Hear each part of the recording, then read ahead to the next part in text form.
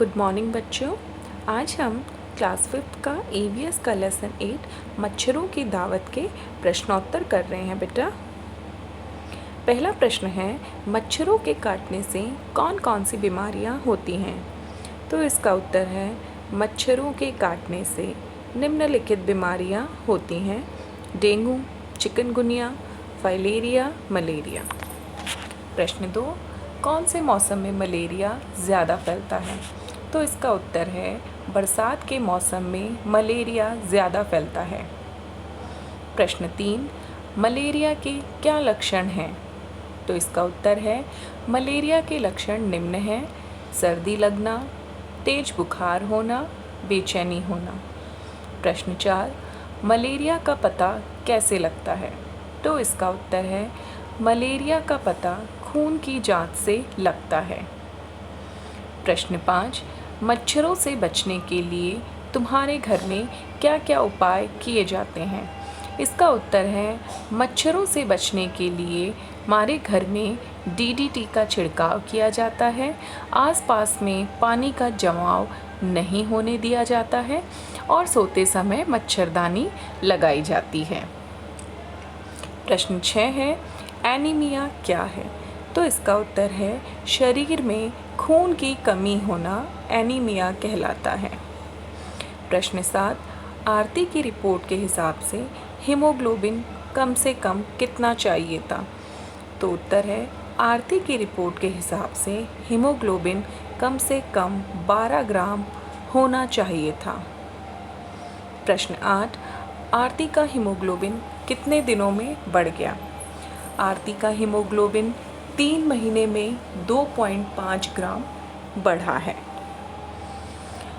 प्रश्न 9, अखबार की रिपोर्ट में एनीमिया से होने वाली परेशानी के बारे में क्या लिखा है? तो अखबार में एनीमिया से होने वाली परेशानी के बारे में लिखा है कि एनीमिया से मानसिक और शारीरिक दोनों कमज़ोरी होती है और बच्चे कमज़ोर हो जाते हैं। प्रश्न 10, किसी डॉक्टर से या अपने बड़ों से पता करो कि खाने की किन चीज़ों में लोहा होता है यानी आयरन। तो उत्तर है, हरी साग सब्जियों और अंकुरित भोजन में भरपूर आयरन होता है। प्रश्न 11, पानी में मछलियाँ डालने के लिए क्यों कहा गया होगा? ये मछलियाँ क्या खाती होंगी? तो इसका उत्तर है, मछलियाँ मच्छरों के अंडों को खा जाती हैं। प्रश्न 12, पानी में तेल का छिड़काव करने को क्यों कहा गया?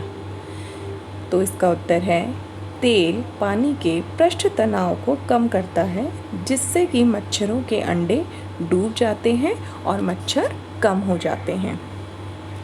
प्रश्न 13, मक्खी से कौन कौन सी बीमारी फैलती है और कैसे? उत्तर है, मक्खी से डायरिया, हैजा, टाइफाइड आदि बीमारियां फैलती हैं। मक्खियाँ गंदे नाले और कचरे पर बैठती हैं और अपने पैरों में बीमारी के कीटाणु लगाकर बिना ढके खाने पर बैठ जाती हैं और उसे खाकर हम भी बीमार पड़ जाते हैं। प्रश्न 14 है, क्या पानी में या उसके आसपास हरी काई दिखाई देती है? तो इसका उत्तर है, हाँ, पानी या उसके आसपास काई दिखाई देती है। प्रश्न 15, तुमने काई और किन जगहों पर देखी है? उत्तर है, काई कुएं के पास या गीली दीवारों पर देखी है।